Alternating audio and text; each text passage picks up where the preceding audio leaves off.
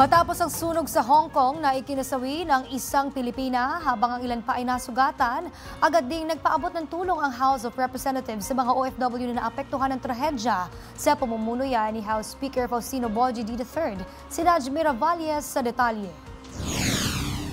Sa direktiba ni Speaker D, agad na kumilos ang Kamara upang matiyak na makatatanggap ng agarang suporta ang mga naapektuhang OFW mula sa tulong pinansyal hanggang sa pakikipag-ugnayan sa kanilang mga pamilya. Bilang bahagi ng mabilis na response, personal na nagtungo sa Hong Kong si Committee on Overseas Workers Affairs Chairperson at Tagimat Party List Representative Brian Revilla upang ipaabot ang pinansyal na tulong sa 60 Pilipino na nakaligtas sa insidente.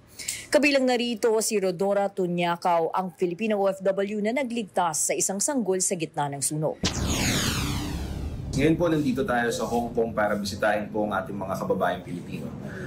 Sa nakaraang linggo po, meron po nangyaring malaking sunog po dito at sa kasamaang palad, meron po tayong mga kababayan na naapektuhan nito. Kami po nagpapasalamat kay Speaker Boji D at sa mga ibang members po ng House of Representatives sa walang sawang pagtulong at bigay suporta po sa ating mga OFWs, lalo na po sa ahensya ng DMW at ng OWA.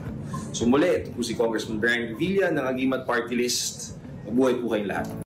Nagpaabot din si Representative Revilla ng pakikiramay ng Kamara sa pamilya ni Mary Ann Marian Esteban na nasawi sa trahedya. Tiniyak niyang maiuwi sa Pilipinas ang labi ng walang anumang ginagastos ang pamilya nito. Sa huli, iginit ni Speaker D na hindi kailanman pababayaan ng Kamara ang ating mga kababayang OFW. Aniya, saan mang panig ng mundo naroroon ang mga Pilipino, maaasahan nilang nariyan ang House of Representatives upang umagapay at tumulong sa panahon ng pangangailangan.